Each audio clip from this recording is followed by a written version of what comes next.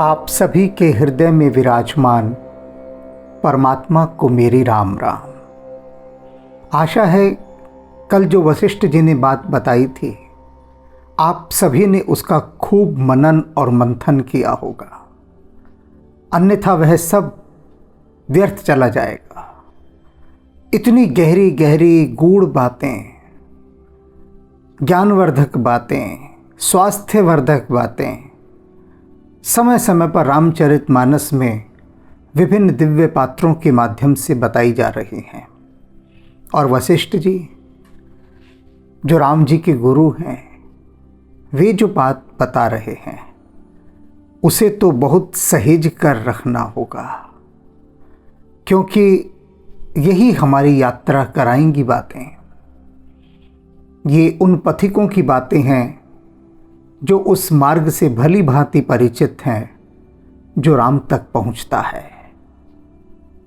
कल वशिष्ठ जी ने स्पष्ट शब्दों में समझा दिया था कि हम जितना भी जप तप ध्यान पूजा पाठ व्रत दया इत्यादि जो भी कुछ करते हैं, ये सब किस लिए करते हैं कि हम प्रभु के श्री चरणों में अपने प्रेम को, अपनी भक्ति को समर्पित कर सकें, लगा सकें।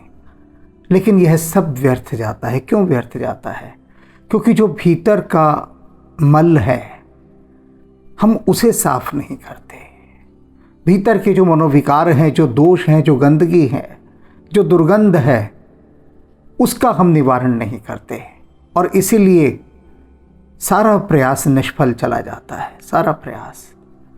और जो उस मल को दूर करने का प्रयास हम करते भी हैं तो कैसे करते हैं? दूसरे मल से, यानी गंदगी को धोने के लिए गंदगी का इस्तेमाल करते हैं। कीचड़ को साफ करने के लिए कीचड़ का इस्तेमाल करते हैं। तो ऐसे तो नहीं होगा ना। तब कैसे होगा? तब होगा कि जो प्रेम भक्ति का जल है, जब उस जल से हम अपने मन को स्नान कराएंगे तब इसके मनोविकारों की जो धूल धवास है, जो कीचड़ है, जो मल है, सब बह जाएगा और अंतःकरण एकदम स्वच्छ हो जाएगा। तब यात्रा आरंभ होगी। आज वशिष्ठ जी समझा रहे हैं उस तत्व को कि जिस तत्व को प्राप्त करने के बाद व्यक्ति राम के श्री चरणों में प्रीति करने का अधिकारी हो जाता है। सोई सर्वज्ञ। वशिष्ठ जी कह रहे हैं वही व्यक्ति सर्वज्ञ है, सब कुछ जानने वाला है। अब सब कुछ जानने वाला क्या आप सब कुछ जान सकते हैं? या कोई भी संसार का ऐसा व्यक्ति है जो सब कुछ जान सकता हो? नहीं, कोई नहीं है ऐसा जो सब कुछ जानता हो। और लेकिन इधर तो वशिष्ठ जी कह रहे हैं कि सोई सर्वज्ञ, वही व्यक्ति सर्वज्ञ है। अर्थात उन्होंने कोई तो ऐसा व्यक्ति खोज ही लिया है ना जो सर्वज्ञ होगा। तभी तो उन्होंने स्पष्ट घोषणा कर दी, सोई सर्वज्ञ, वही सर्वज्ञ है। अब थाम कर बैठ जाइए अपना हृदय, क्योंकि उस व्यक्ति का नाम पता अब वशिष्ठ जी बताने वाले हैं जो सब कुछ जानने वाला है, सर्वज्ञ है। तज्ञ, सोई तज्ञ। तज्ञ क्या? जो तत्व को जानता है, तत्व को जानता है। अब तत्व क्या है? यही गहरी बात है, क्योंकि लोग पूछेंगे जी तत्व को जानते, वो तो ठीक है, पर ये तत्व क्या चीज है? तत्व है एक परमात्मा। परमात्मा ही वही एक तत्व है और कहते हैं वही उस एक तत्व को जानने वाला है। कौन है भाई? सोई पंडित, वही पंडित भी है। अभी बताया नहीं है कौन है वो, उस भक्त का नाम नहीं बताया है। तब तक आप अपनी बुद्धि के घोड़े दौड़ाएं, अटकलें लगाएं। बुद्धि का काम ही है ना दौड़ भाग करना। लगा दें उसको काम पे कि बता कौन होगा। बुद्धि 8, 20, 50, 100 नाम आपके सामने रख देगी, बस उलझ के आप उसी में रह जाइएगा। बुद्धि यही करती है, उलझाने का काम।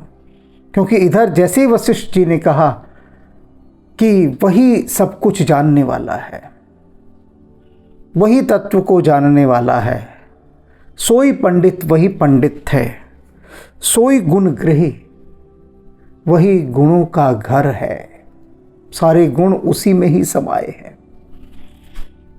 अब बड़ी हैरानी की बात है, ऐसा कौन होगा कि जिसके विषय में गुरुदेव वशिष्ठ इतनी सारी बातें कहते जा रहे हैं? कौन होगा? विज्ञान अखंडित, और वही अखंड विज्ञान को जानने वाला है। अब अखंड विज्ञान को जानने वाला समझ लीजिए कौन होता है। हमारे पास भीतर जितना भी ज्ञान है, विज्ञान है, वह सब अनेक खंडों में बटा हुआ है, खंडित खंडित, टुकड़े टुकड़ों में। और जो भी हमारे पास टुकड़ों में ज्ञान है, विज्ञान है, उसके टुकड़े कोई भी दूसरा आदमी आकर कर देता है, कोई भी दूसरा आदमी। उदाहरण के लिए छोटी सी बात, एक उदाहरण के लिए बता रहा हूं कि एक महिला कहती है कि मैंने हनुमान जी के चरण स्पर्श कर लिए, तो पंडित जी ने कहा तुझे तो भयंकर पाप लगेगा, क्योंकि हनुमान जी के कोई चरण स्पर्श करता ही नहीं है, स्त्रियां तो करती ही नहीं है, उनके चरण स्पर्श करने का विधान ही नहीं है, और तूने तो घोर पाप कर दिया। और वह कांप रही है डर से, भयंकर। बारंबार मुझे लिख रही हैं, अनेक महिलाएं ऐसी जिन्होंने बारंबार ये लिखा कि हम से हनुमान जी की मूर्ति का स्पर्श हो गया, और पंडित जी तो जैसे शाप देने पर उतारू हो गए। अब इसे कहते हैं खंडित ज्ञान, कच्चा ज्ञान, जो जरा सी चोट लगे, और चोट भी कैसी, बात की चोट। बात क्या है? बात एक हवा ही तो है। एक हवा आई किसी की जीभ से तुम्हारे कानों तक, और उसने जाकर भीतर सब कुछ तोड़ डाला। कितनी कच्ची श्रद्धा होती होगी वो, सोचिए, जो एक बात की हवा से ही टूट जाती है, कितनी कच्ची। किंतु वशिष्ठ जी कहते हैं कि जो वह व्यक्ति है उसका विज्ञान अखंडित है, कभी टूटता नहीं। जो भी कुछ उसने जाना है आज तक, उसे बड़ा संभाल के रखता है, उसे टूटने नहीं देता। हवाई बातें आकर उसे तोड़ नहीं जा सकती। दक्ष, वह दक्ष है, निपुण है, चतुर है, प्रवीण है, वही सकल लक्षण जुत सोई, और सकल लक्षणों से वह युक्त है। जितने भी दिव्य लक्षण होते हैं वे सब उसमें समाये होते हैं। अब आप सभी भक्तों की व्याकुलता अपने चरम पर पहुंच गई होगी कि कौन है ऐसा बड़भागी जिसके विषय में वशिष्ठ जी इतनी बड़ी बड़ी बातें कह रहे हैं। सोच रहे होंगे हो, कोई हनुमान जी का नाम सोच रहा होगा, कोई लक्ष्मण जी का, कोई भरत जी का, कोई किसी का, कोई किसी का। सब सोच रहे होंगे कि इनमें से कौन हो सकता है, किसका नाम वशिष्ठ जी लेंगे, किसके विषय में ऐसी घोषणा करेंगे कि यही है। क्योंकि अनेक बार तो वशिष्ठ जी कहते आ रहे हैं, सोई सोई सोई, सोई पंडित, सोई तत्वज्ञ, सोई सर्वज्ञ, सोई दक्ष। तो कितने सारे सोई सोई लगा दिए। तो वह सोई कौन है? अब बता रहे हैं, उद्घाटन कर रहे हैं वशिष्ठ जी। जाके पद सरोज रत होई, कह रहे हैं कि हे प्रभु, जिस भक्त का मन आपके चरणों में सदा लीन रहता है, लवलीन रहता है, प्रीति में रहता है, जिस भक्त का हृदय, वही भक्त सर्वज्ञ है, सब कुछ जानने वाला है। वही भक्त तज्ञ, तत्वज्ञ है, तत्व से जानने वाला है। तत्व क्या है? राम ही एक तत्व है। और जिसने राम को जान लिया उसने सब कुछ जान लिया। सोई सर्वज्ञ, सब कुछ जानने वाला, चाहे वह अनपढ़ हो, चाहे अनपढ़ हो। केवट निपट अनपढ़ थे। एक नाविक हैं, नाव से इस घाट से उस घाट उतार रहे हैं, कोई पढ़े लिखे विद्वान थोड़ी ना है, अनपढ़ है केवट। लेकिन वही केवट क्या है? सर्वज्ञ है, तत्वज्ञ है, पंडित है। वही केवट, वही सारे गुणों का, सारे लक्षणों का भंडार है। क्यों? क्योंकि जाके पद सरोज रति होई, क्योंकि जिसकी आपके चरण कमलों में प्रीति है वही इन सब गुणों से संपन्न है। शबरी क्या थी? कोई पढ़ी लिखी थी? कोई उसके पास बड़ी बड़ी डिग्रियां थी? ये अनपढ़ हैं दोनों जिनका मैंने अभी तक जिक्र किया, दोनों अनपढ़। केवट अनपढ़, शबरी अनपढ़, लेकिन इनको गुरु वशिष्ठ कह रहे हैं कि ये पंडित हैं, ये गुणों के घर हैं, शुभ लक्षणों से संपन्न हैं, तत्वज्ञ हैं, अखंड विज्ञानी हैं। शबरी है अखंड विज्ञानी। शबरी को उसकी तपस्या से कोई नहीं डिगा सका। सोच सकते हैं, पूरा जीवन जिसने राम की प्रतीक्षा की हो, जो प्रतीक्षा ही होकर रह गई हो, ये मन तो ऐसी प्रतीक्षा कभी करने ना दे। इस मन ने शबरी पर कितना अत्याचार किया होगा, नहीं सोच सकते आप, सोच से परे की बात है। इस मन ने जान खा ली होगी शबरी की कि बावली हो गई है क्या है? अरे किसकी बाट देख रही है? उसकी जिसे तेरी कोई खबर नहीं, जिसको तूने ना कोई संदेशा भेजा, ना उसने तुझे संदेशा भेजा, और तू उसकी बाट देख रही है, जिसे ना तू जानती ना जो तुझे जानता। ये कौन अज्ञात है? कौन तेरी कुटिया में आएगा? कौन आएगा? ये तू क्या कर रही है? क्यों व्यर्थ अपना जीवन नष्ट कर रही है? ऐसी न जाने कितनी असंख्य बातें कह कहकर इस मायावी मन ने शबरी की जान खा ली होगी। लेकिन शबरी अपनी ही मस्ती में लीन, उसने इस मन की एक ना सुनी होगी। जैसे कि हाथी गांवों में चलता है और 1000 कुत्ते भौंकते हैं, लेकिन हाथी ना किसी कुत्ते को मारने दौड़ता, ना कुत्तों की भौं भौं से प्रभावित होता। वह अकंप अप्रभावित निरंतर अपनी मस्ती में कानों में बंधी उन घंटियों को सुनते हुए चुपचाप अपनी गजगामिनी चाल से चलता रहता है। ऐसे ही शबरी चलती रही, ये अखंड विज्ञानी। और सुदामा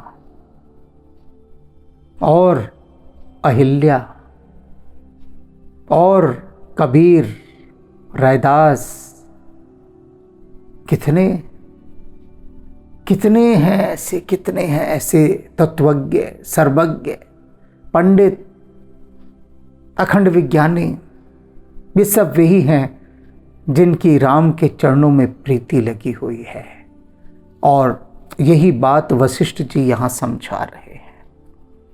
आप चाहे कितने शास्त्र पढ़ जाइए, मेरे संपर्क में अनेक लोग आते हैं, बड़े बड़े विद्वान, ऐसे विद्वान की जिनकी बातें सुन सुनकर मैं ठगा रह जाता हूँ और अपने को बड़ा बौना महसूस करता हूँ। कहता हूँ, अरे बाप रे बाप, कितने महान शास्त्रों के ज्ञाता, कंठस्थ हैं इन्हें ये तो। और मुझे तो अगले दिन अपना भी नाम याद नहीं रहता, आई कार्ड निकाल कर देखना पड़ता है कि भैया मेरा नाम क्या है। ये राम के नाम की ऐसी तारी लगी है कि अपनी आइडेंटिटी भी भूल जाता हूँ। और उनको तो पता नहीं कहाँ कहाँ का कितना कितना कंठस्थ है। महान ज्ञानी, महान विज्ञानी, ऐसे पंडित। लेकिन वशिष्ठ जी कह रहे हैं कि ऐसे पंडितों से राम कदाचित नहीं रीझते। राम सपने में भी उनको दिखाई नहीं दे सकते ऐसे पंडितों से, अर्थात जो बुद्धि से परिचालित है, जिनका माइंड एक्टिवेट है, ब्रेन एक्टिवेट है, जो पूरे काम ब्रेन से करते हैं, वो राम से कोसों दूर हैं। राम के निकट तो वही है जिनका हृदय चक्र सक्रिय है, जो हार्ट सेंटर्ड है, हार्ट जिनका एक्टिवेट है, हार्ट सेंटर, जो हृदय चक्र से सब कुछ देखते हैं, सोचते हैं, समझते हैं, चलते हैं, क्योंकि उन्हीं का हृदय राम जी के श्री चरणों में लगा हुआ है। अब इतनी बात वशिष्ठ जी ने राम जी को कह दी, सुना रहे हैं, और राम जी सुन रहे हैं, भरत जी सुन रहे हैं, लक्ष्मण जी हैं, हनुमान जी हैं, अन्य सब लोग भी हैं। और राम जी बड़े मुग्ध भाव से अपने गुरु की बातें सुन रहे हैं। एक समय ऐसा था कि राम जी हाथ जोड़े गुरु के आगे खड़े रहते थे और गुरु उनको ज्ञान देते थे। आज दूसरी स्थिति है। आज गुरु उनके सम्मुख हाथ जोड़े खड़े हैं शिष्य भाव से। ये उनकी महानता है, उनका बड़प्पन है, उनकी निरअहंकारिता है गुरु वशिष्ठ की, जो वे राम जी को पहचान कर उनके आगे नतमस्तक हैं। और जब इतनी सारी बातें कह दी उन्होंने, तो अब क्या कहते हैं प्रभु श्री राम से वशिष्ठ जी? नाथ। अब देखिए आप, नाथ, कितनी उच्च बात है ये, इसको छोड़कर हम ऐसे नहीं चल सकते आगे। वशिष्ठ जी राम जी को कह रहे हैं कि हे नाथ, हे मेरे स्वामी। किसे कह रहे हैं? उस राम को जो राम उनकी गोद में खेला है, जो राम उनकी गोद में खेला है। मुझे एक प्रसंग याद है, मैं एक समारोह में गया। अब समारोह में वहाँ पर अनेक लोग जो स्वभावतः है मेरे पास खिंचे चले आए, बहुत सारी बातें करने लगे, कोई एक आध ऑटोग्राफ भी लेने लगा। तो वहीं पर दो चार लोग जैसे कि भक्ति भाव से होते संबोधित करने लगे, कोई कहे गुरुदेव, कोई कहे स्वामी जी, कोई कुछ, जिसका जैसा भाव। तो उसी समारोह में मेरे कॉलेज के प्रोफेसर भी आए हुए थे और वे भी दो चार कुर्सियों के बाद बैठे हुए थे। तो जब उन्होंने ये सब देखा तो वो वहाँ से चिल्लाकर भीड़ से बोले, अरे सुनो सुनो, ये मेरा स्टूडेंट है, कोई स्वामी व मम्मी नहीं है। तुम कहाँ किसे गुरुदेव गुरुदेव कह रहे हो? उसके गुरुदेव हम हैं, ये कोई गुरुदेव नहीं है। अब यहाँ पर देखिए, वशिष्ठ जी अपने शिष्य को जो उनकी गोद में खेला है उसे कह रहे हैं हे नाथ। क्यों? क्योंकि वे जान गए हैं कि ये वे ही परब्रह्म है। अब आप सोच रहे होंगे कि जब जान गए हैं तब पहले क्यों नहीं ये बात कही, उस समय क्यों नहीं कही? अगर जान ही गए थे तो तब बचपन में कहते, तब तो वो सुन राम ऐसे बुलाते थे, तब नाथ थोड़ी ना कहते थे। लेकिन मर्यादा, उस समय वे गुरु के पद पर हैं, राम के गुरु हैं, और राम अभी भी वही व्यवहार कर रहे हैं। गुरु वशिष्ठ जब आए हैं तो उनको राम प्रणाम करते हैं उसी रूप में जैसे अपने गुरु को करते थे। अब गुरु अपना भाव प्रकट कर रहा है, बता रहा है, और राम इस समय राजा हैं और राम उनकी भाव दशा को समझ रहे हैं, जान रहे हैं। वशिष्ठ जी कहते हैं, नाथ एक बार मांगो हूँ, राम कृपा कर देओ। कहते हैं कि हे प्रभु राम, आपसे एक वरदान मांगता हूँ, कृपा करके मुझे दे दीजिए। गुरु अपने शिष्य से वरदान मांग रहा है, और राम जी के लिए तो वशिष्ठ जी सब कुछ थे, तो क्या राम जी उन्हें वरदान ना देंगे? कोई दूसरा अहंकारी गुरु होता तो कहता कि पहले कि सुन राम, सुन मेरी बात, मैंने जो तुझे आज तक दिया है ज्ञान, उसी के कारण तू आज यहाँ पर अयोध्या का राजा बना बैठा है। मैं सब कुछ मेरा दिया है, सब कुछ, और इसलिए सुन, मुझे ये चाहिए तुझसे, एक अकड़, गुरु होने की एक अकड़, लेकिन यहाँ वह अकड़ नहीं है। क्यों? क्योंकि वशिष्ठ जी जानते हैं इस बात को कि अकड़ से राम तक पहुंचा ही नहीं जा सकता। अकड़ा जहाँ व्यक्ति वहीं जकड़ा। अकड़ तो जकड़ देती है। और विनम्रता देखिए, इससे उच्च विनम्रता कोई हो नहीं सकती कि गुरु अपने शिष्य से कह रहा है कि हे नाथ, हे मेरे प्रभु राम, मैं आपसे एक वर मांगता हूं, आप मुझे दे दीजिए। और कैसे दे दीजिए? कृपा कर दे हूं कि आपकी कृपा से ही मुझे ये वर मिल सकता है, वैसे नहीं।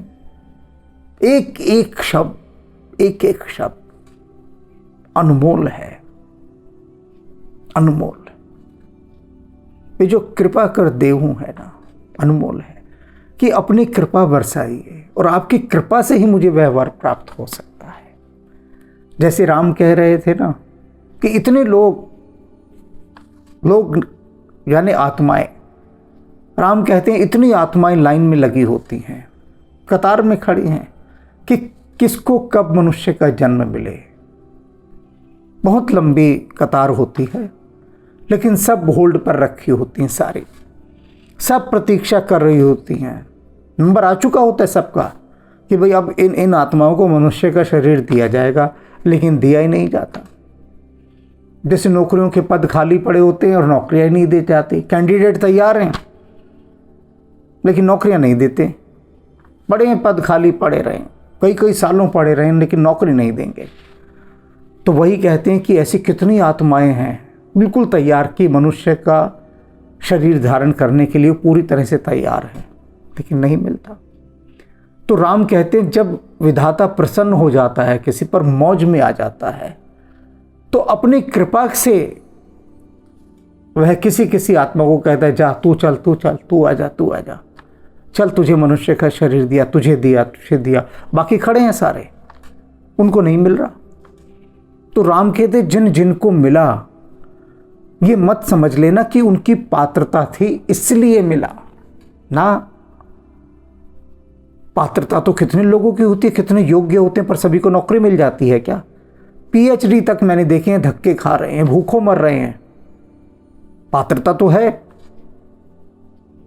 और उधर दूसरा कोई अयोग्य होता है बिल्कुल, ना बात करने की तमीज, ना चलने का ढंग, ना बोलने का ढंग, लेकिन सरकार उस पर खुश हो गई, रीझ गई, तो उसे ऐसा पद दे देती कि हजारों लोग उसके नीचे काम करते हैं।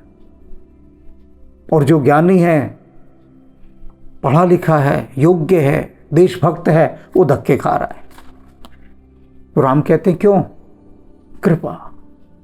जाने क्या देखता है विधाता, किसी पर रीझ गया, कृपा कर दे, उसको कह दे जा तुझे मनुष्य का जन्म दिया। तो इसीलिए वशिष्ठ जी कह रहे हैं कि आपकी कृपा वो जरूरी चाहिए, अवश्यम भावी है कृपा। आपकी कृपा के बिना संभव नहीं होगा। कृपा कर दे हूँ। अब आप सोच रहे होंगे अनेक लोग कि वशिष्ठ जी लगता है भैया कोई बहुत तगड़ा बैंक बैलेंस मांगने वाले हैं, और राम जी के पास तो बहुत है। कह देंगे राम जी को, राम जी 1000 करोड़ रुपए डाल दो मेरे बैंक में, बस फिर क्या चाहिए, फिर कुछ नहीं चाहिए। फिर राम जी को राम राम करके निकल लेंगे पतली गली से। कोई कुछ सोच रहा होगा कि वशिष्ठ जी बड़े महल बनवाने को कह रहे होंगे, कोई कुछ कि इतनी बड़ी भूमिका वशिष्ठ जी ने बनाई, तो भैया कोई तगड़ी डिमांड होगी, साधारण नहीं होगी। साधारण के लिए कोई आदमी इतनी हील उज्जत थोड़ी ना करता है जितनी वशिष्ठ जी कर रहे हैं। तो बहुत कुछ कह गए, तो इसका मतलब जो मांग रहे हैं वो बहुत कीमती है, बहुत कीमती। क्या मांग रहे हैं अब वो भी सुन लो। मांग जन्म जन्म प्रभु पद कमल, कब हूं घटे नहीं ने हो। कह रहे हैं कि हे मेरे राम, आपकी कृपा से मुझे यह वर मिल जाए कि जन्म जन्मांतरों तक आपके चरण कमलों में मेरा नेह, मेरा प्रेम कभी कम ना हो। जन्म जन्मांतरों तक मुक्ति नहीं मांग रहे, ध्यान देना ये बात। ये नहीं कह रहे कि राम मैं तुम्हारा गुरु हूं तो कम से कम मुक्ति देना मुझे तो बनता है, और तुम ऐसा करना कि मुझे मोक्ष पद प्रदान कर देना, अपने धाम में स्थान देना।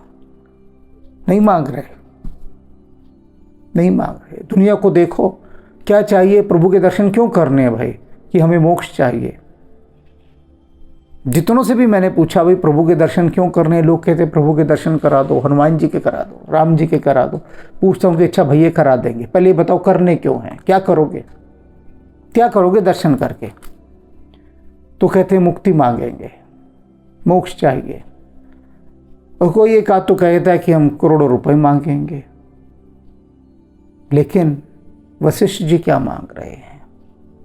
मुक्ति नहीं मांग रहे कि जन्म जन्मांतरों तक, जन्मांतरों माने क्या? जन्मों जन्मों का जो अंतर होता है, जब तक ये जीवात्मा जन्म लेती रहेगी, जहाँ जहाँ जिस भी योनि में जन्म लेगी, जहाँ भी लेती रहे, कोई फर्क नहीं पड़ता। लेकिन आपके चरण कमलों में मेरा नेह कम ना हो, स्नेह कम ना हो। भक्त प्रहलाद ने भी यही मांगा, बहुत कुछ कहा भगवान नरसिंह ने, तो ये ले ले, तू वो ले ले, ये ले ले, फलाना ढिमकाना, मार दुनिया भर के प्रलोभन। लेकिन भक्त प्रहलाद बोले बस आपके चरणों में प्रीति चाहिए, कहीं किसी जगह पर भी हो। भक्त ध्रुव एक ही चीज मांगते हैं, आपके चरण कमलों में प्रीति चाहिए, और कुछ नहीं मांगते। और विभीषण, रावण ने क्या मांगा? बेहिसाब मांगा कि अमर कर दो जी, खूब ऐश्वर्य दे दो, किसी से ना मरूं, ये सब दे दो। सब कुछ दे दिया ब्रह्मा जी ने, उसने भक्ति वक्ति नहीं मांगी। रावण कहता मुझे क्या लेना देना चरण कमलों से, मेरे ही चरण कमल बहुत हैं, दुनिया मेरे चरण कमलों की पूजा करे। जब मेरे पास ऐसी शक्ति होगी, ऐसा वर होगा, सारा संसार मेरी पूजा करेगा, मुझे क्या लेना भगवान विष्णु के चरण कमलों से, कुछ नहीं लेना देना। लेकिन विभीषण क्या मांगते हैं कि मुझे केवल आपके चरण कमलों की भक्ति चाहिए, किसी भी योनि में हो। अब वो राक्षस योनि में है विभीषण, लेकिन राक्षस योनि में होने के बाद भी प्रभु ने कृपा करके उनको तथास्तु कह दिया था, वर दे दिया, तो राम के चरणों में प्रीति उनकी कम नहीं हुई, बिल्कुल कम नहीं हुई। कहीं भी हो, कितने भी बुरे से बुरे परिवेश में हो, कितनी बुरी से बुरी संगत में क्यों ना हो, लेकिन यदि प्रभु ने कृपा करके तथास्तु कह दिए कि जा, मैं तुझे अपने चरण कमलों की प्रीति देता हूँ, सदा तेरा मन मुझ में लगा रहेगा, कहीं भी हो, किसी भी हाल में हो, कैसा भी हो, बस फिर कुछ नहीं चाहिए। ये अनमोल वर है, और यही वर वशिष्ठ जी ने राम जी से मांगा। अब सोच रहे होंगे आप कि हम बैठकर बस भगवान के आगे अब यही कहेंगे कि प्रभु हमें आपके चरण कमलों की भक्ति चाहिए, और कुछ नहीं चाहिए, और कुछ नहीं चाहिए। लेकिन ऐसा भाव कहने मात्र से नहीं आ जाता, कहने मात्र से तो बिल्कुल भी नहीं आएगा।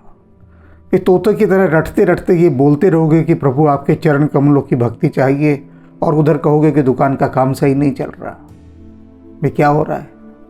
ग्राहक ही नहीं आ रहे दुकान पर, ये बोनस नहीं मिल रहा, ये तनख्वाह नहीं मिल रही, मन उधर लगा हुआ है और मांग ये रहे हैं।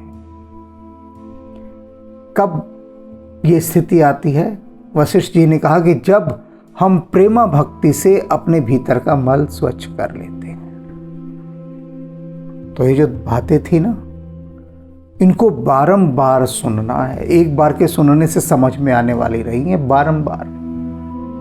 और बार बार सुनने के बाद भी एक बूंद भी समझ में आ जाए ना तो काफी है। एक बूंद सारा काम कर देती है, चाहे वो अमृत की हो या विष की हो, बस एक बूंद।